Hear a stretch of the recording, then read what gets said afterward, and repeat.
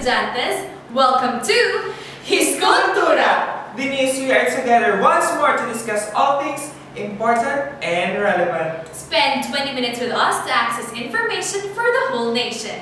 Guys, did you know that someone is celebrating a special day today? Oo ma! Alam nyo, kailangan natin itong kantahan. Okay, In 3, 2, 1, go! Maligayang bati sa iyong pagsilang. Maligayang, maligayang, maligayang bati. Maligayang karawan, Jose P. Laurel! Estudiantes, do you want to know more about Jose P. Laurel or JPL for short? Let us watch this videos.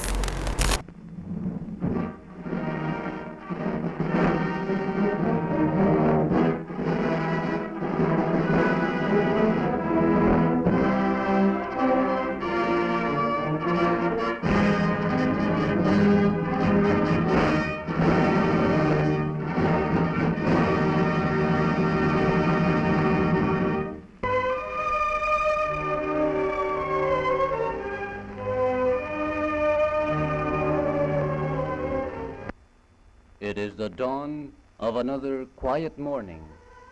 And this morning at 7 o'clock, President Jose P. Laurel, accompanied by members of his cabinet, kneeled in prayer before the altar of Malacanang Chapel. The Philippine Republic was born in the very midst of a world at war. Since then, 1 year has passed. 1 year of difficult reconstruction. 1 year of fervent sacrifice for the sake of the youthful nation. Thus were great footprints of nation building left on the annals of Philippine history. Late in the afternoon, a colorful ceremony celebrating the anniversary was held on the grounds of Malacanang.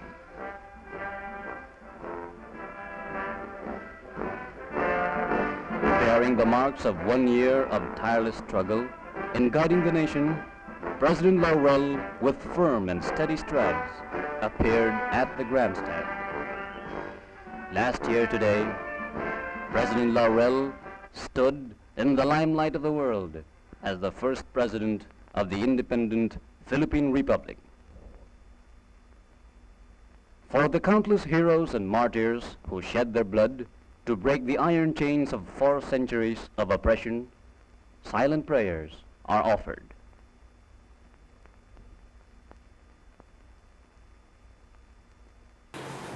Alam nyo, medyo wala akong naiintindihan. Nakakaintindi ka ba ng Hapon? Hindi.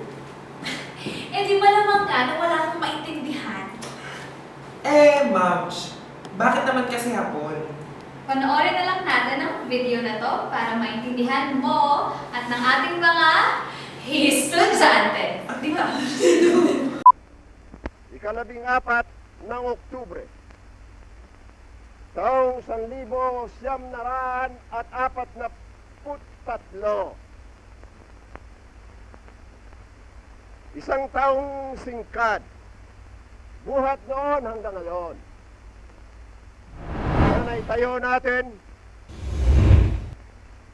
ang bagong Republika ng Pilipinas sa hirap na ito na dinadanas ng ating bayan. Nahanda ako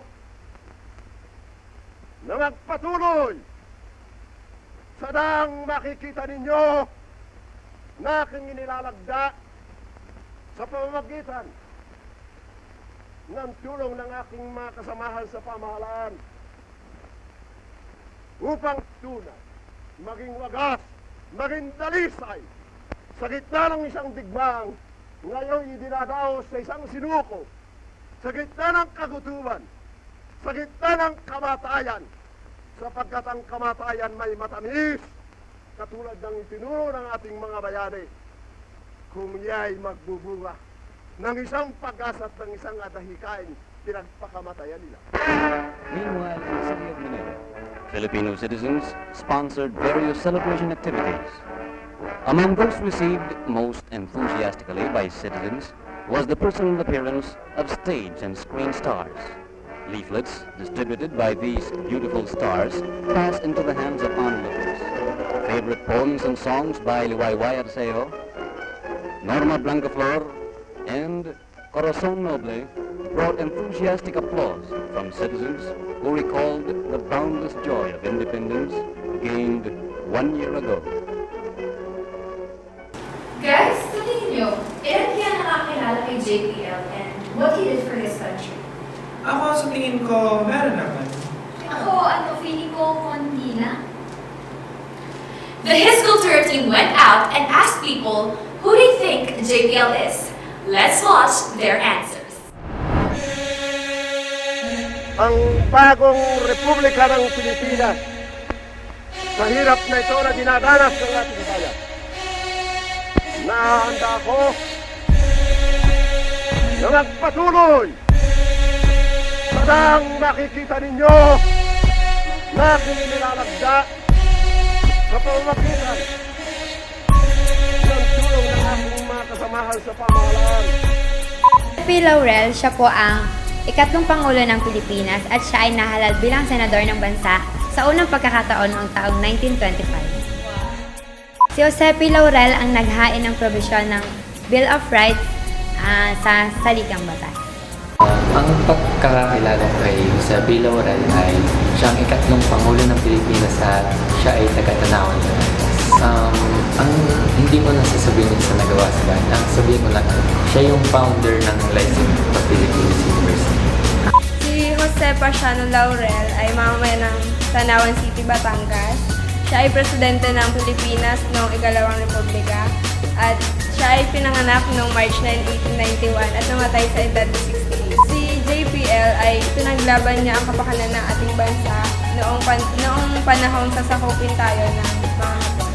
Ang pagkakilala ko sa kanya ay siya yung nangalaga sa bansa noong sinakop tayo ng Hapon. Bukod siguro sa pagiging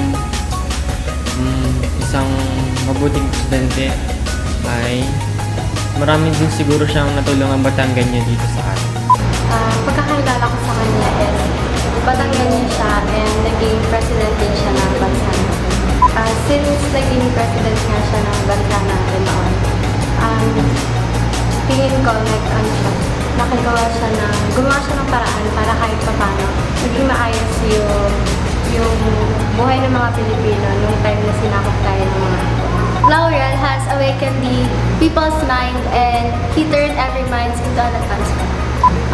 Despite of all his contributions and work, for me, his greatest contribution was the establishment of LGU. For me, Jose P. Laurel was the Filipino politician and judge. He was the President of the Second Republic. Advocacy on education. He was officially the government's caretaker during the Japanese occupation of World War II. He organized Kalibaki provisional government during Japanese occupation. Sa pagkakaalam ko po sa Sila Laurel ay naging presidente ng mga panahon Hapon. Siya po ay naging isa sa pinakamagaling presidente at nagpayabong ng bansa noong panahon Hapon. Si Jose P. Laurel ay pinanganak noong 1891 sa Tanawan, Batangas at naging presidente noong 1943. Dahil sa kanya, nagkaroon ng karapatang bumoto ang babae. Nakita mo yon? Nakita mo ba yun? Ay kayo, nakita niyo yan? JPL, ikaw yon! JPL, you're the best. Ngayon naman, to give you more information about JPL's colorful life, let's watch these videos.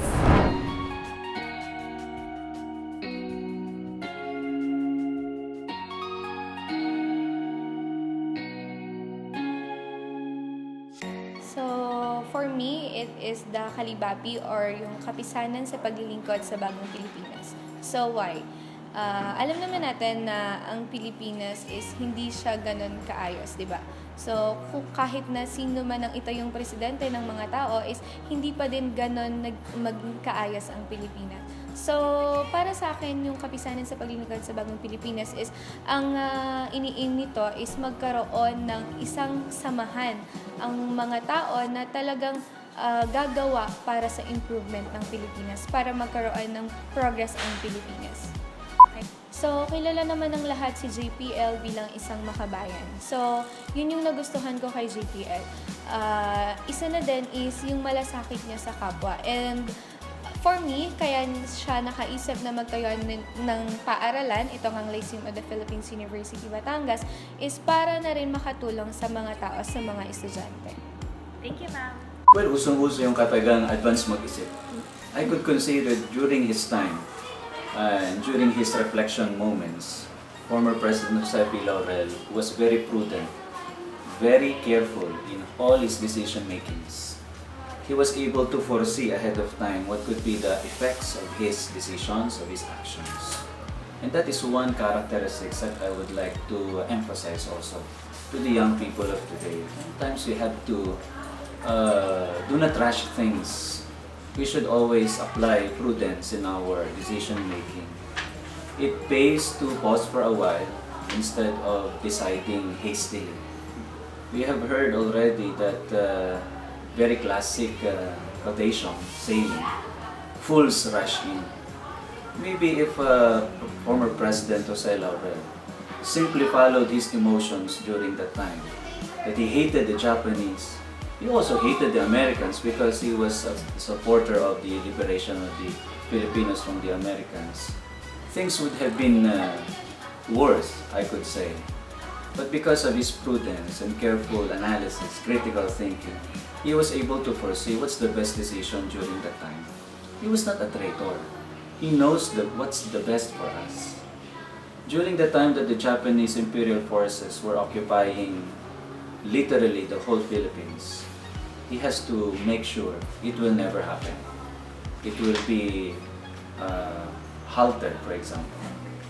That's why when he was appointed by President Quezon to act as the person in charge here in the Philippines, not actually president, just to be the diplomat, just to be the representative, Jose P. Laurel already grabbed the opportunity. And when the Japanese people offered him the post, do you want to be the president of your newly found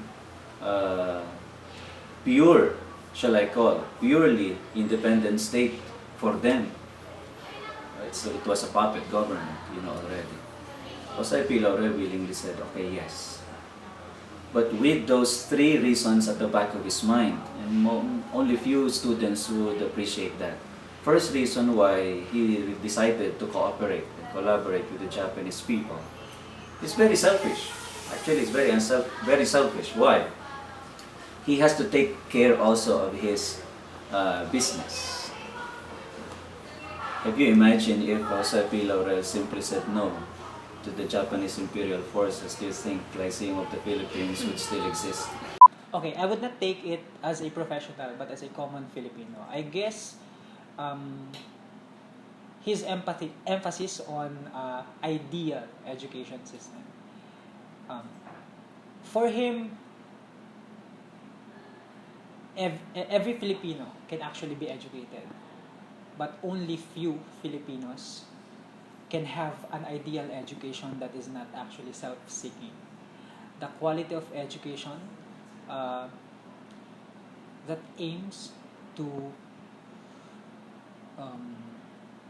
provide collective benefit for our nation, an ideal education system that has full of character and empathy for other people. So I guess an ideal education system is his best legacy that if would be implemented today will somehow help us change whatever problems we have in our country. Another question is, what is a trait of JPL that you would want to have that will be a big help in the society you're in? I have this favorite quote of JPL. It goes like this: if you want peace, you must play fair. So from that quote, you can actually sense how JPL is pro-society, pro-peace, and pro-people. He don't see his contribution to the Philippines as his own. He had done so much for his countrymen. So, fairness for him is the key for having a peaceful society. So that trait of JPL, I would want to instill it with me, and hopefully I can apply it in my own life. Former President Jose P. Laurel is known for his love of his country, the Philippines. Although some pro-American during the time considered him as a traitor. But he is very, what do you call this, a knowledgeable person. In fact, he, like me, is also a lawyer. In fact, before he became president, he was a congressman and a senator of the Republic. Bukod doon, he also served as a judge and a justice of the Supreme Court. Noong 1943 hanggang 1945, during the Japanese occupation, he served as the president of the Second Republic. Doon pa lang sa traits na sinabi ko sa iyo, or yung accomplishment ni former President Jose P. Laurel, all three branches of the government, from legislative, judiciary, and executive, he was able to serve and contribute. In fact, bihira sa isang Pilipino ang makapagsilbi sa tatlong burokrasya o sangay ng ating pamahalaan. Ganon kagaling ang ating kababayan na si Jose P. Laurel. Siguro yung pagmamahal niya sa ating bansa. If you will recall, kanya yung kasabihan, sino magmamahal sa Pilipino kung hindi ang kapwa Pilipino. Siya yung may nagsabi nun. So, the reason why he became the President of the Republic, Second Republic, is simply because ayaw niyang mapabayaan sa kamay ng mga dayuhang Hapon ang pamamahala sa ating bansa. Kaya kahit papano, ang figurehead during that time was Jose P. Laurel. And siya yung nangalaga sa mga kababayan natin. Yung pagmamahal na yon sa ating bansa ay hindi matatawaran. Yung pagmamahal na yon sa ating mga kababayan, wala yung katumbas na anuman, kung hindi talagang may turing natin siyang sa ating mga kababayang Batanggenyo na isang bayani. Thank you po. Yun na yan. Of course, as a lawyer, and Jose P. Laurel is a former justices of the Supreme Court, and he actually penned a lot of cases. But one case that really struck most of the law students is the case of Calalang versus Williams. In that, it was penned by Justice Jose P. Laurel, and in that case, Jose P. Laurel defined comprehensively what social justice is. So, social justice, in a nutshell, according to him, it's neither communism nor automism or despotism, but it's the humanization of laws. Okay, so I think if we will implement the true essence of social justice in our present society, considering that we have a lot of problems, we've been experiencing a lot of inequalities in terms of religion, in terms of educational rights, civil rights, political rights. The oppressed are being oppressed more, so they are not receiving the kind of justice which is enshrined in the case of Calalan versus Williams, as defined by the late Jose P. Laurel. So if only we can really apply the definition given by Jose P. Laurel in that particular case, Calalan versus Williams, then I think the social inequality that we are experiencing nowadays, well, I will not say that it will be totally diminished, but at least the social inequality that we are experiencing today will at least be lessened, or at least the inequality will be mitigated. The underprivileged, the marginalized sector of the society would be given more priority. And those who are rich would be able to give more to this segment, the marginalized segment of society, because that's basically the essence of social justice. In a nutshell, it means, or in a layman's term, it means giving more to those who are less in life, who are less privileged in life. My message to the students of LPU Batangas, maybe I'll be coming from, the advice that I'll give to them is the advice that would be given by the director of the Office of Student Affairs, and maybe as a lawyer. So to all the students of LPU Batangas, well, I hope that you are enjoying your stay here in LPU Batangas, and of course, here at the Office of Student Affairs, we try to give you a vibrant student life by creating a lot of activities catering to your various and varying needs and interests. But I'd like to emphasize that as a student, I know that you are very much idealistic, you have a lot of ideas, you want something to change in just a snap of a finger.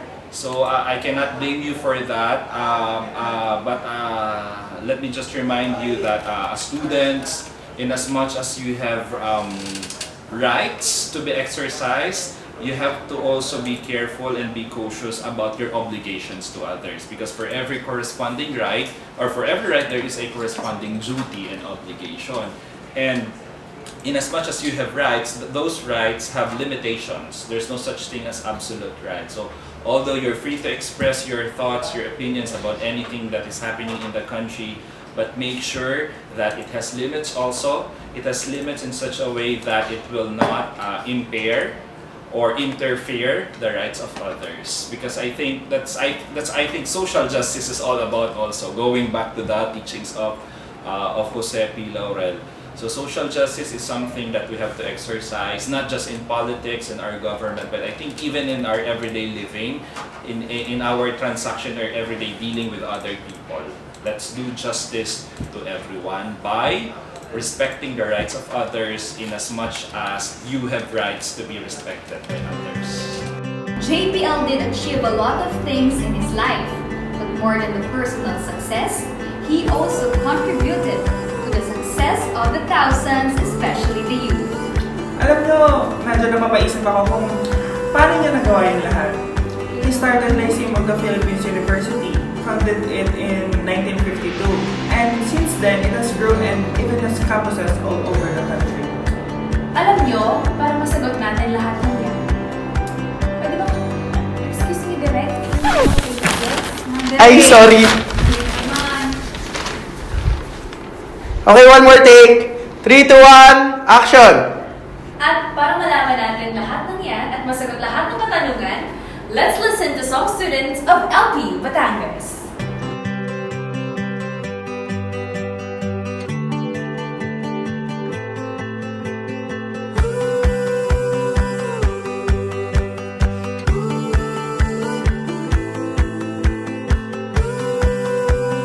Siguro when it comes to similarities, masasabi ko na yung values niya and yung dedication niya towards something big. And siguro yun yung nakita ko sa sarili ko na gusto ko din maggawa ng something big for the future. Important sa akin kasi as a student ng institution na to, kailangan ko malaman yung mga aims and objectives niya.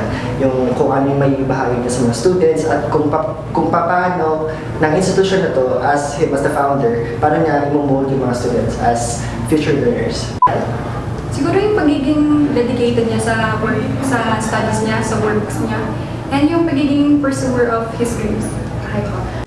Siyempre, as a student of this institution, like of the Philippines University, Batangas, Jose Villarreal's life has a big impact on our lives, and we know that his legacy continues. I don't know much about JPL because I'm a new student here. So I know about JPL is the founder of this institution. I find some similarities in terms in his personality. So I know that JPL is also a hardworking founder. So I'm also a hardworking student. For you, why is it considered important to know JPL?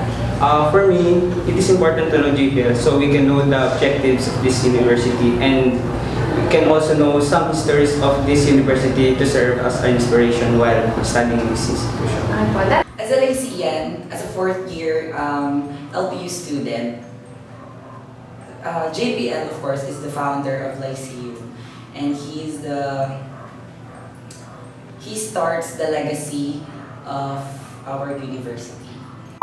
Somehow meron kasi I see JPL as a risk taker. For you, why is it considered important to know JPL? It is important to know JPL, not just as a Lycean but as an individual, kasi I believe na when he was in his position as a former president of the Philippines, meron siyang mga naitaguyod at mga naipatupad na batas na which is very beneficial and very effective ngayon. Okay po, that's all. Thank you. May subject kasi tinuturo ang LPU and it is academic requirement. So, sa pagtuturo na yun, doon namin natututunan lahat ng achievements at mga contribution ni JPL. LPU's motto, Veritas et Fortitudo, Prodeo et Patria, reflects JPL's belief. And sa tingin ko, doon kami nagkakapareho. We both value learnings and character formation. We brought LPU into academic excellence. Para sa akin, hindi ko pa man siya masyadong kilala eh. Parang narinig ko na siya sa favorite experience. Kasi bilang isang mag-aaral sa LCU, siyempre kailangan ko alamin kung sino ang gumawa ng school na ito. Sa totoo lang po, hindi ko talaga po siya kilala. Pero po nababasa ko po siya yung sa mga magazines po ng para po magkaroon po kami ng background kung sino at kung sino po yung mga tao nasa likod ng LPU. That's all. Thank you. I know him since nung pumasok po ako dito sa for me being hardworking and dedicated to my work in every situation, and that's the I'm proud of. As a Lycean po, you need to know every background in this school. That's all. Actually, I just know a little bit about Jose Villarreal because in our curriculum, the JPL course was replaced by the Jose Rizal subject. So I just know he was the founder of our university, he was a president, he was a doctor and a great man. I wouldn't say it as similarities, I would more describe it as an inspiration or motivation. Like both the JPL and I aims for the common good, and like JPL, I work hard to achieve greatness and excellence. It is very important to know JPL, especially as a Lycean, because JPL was our founder and he would be a great inspiration to others, especially to me as well, because he's a noble man and he led our country to greater heights. Yung as a student, yung pagiging hardworking at madiskarte. It is important to know JPL because naging part siya ng history ng LPU tsaka yung sa Philippines. And that's it! His estudiantes! Jose P. Laurel's life as well as his legacy both to the country and to the university founded by JPL himself. Tune in again next time to access more information about our cool nation. I am Hannah. I am Kate. And I am Elvis. And this is His Kultura, dulong mula sa pagbalik na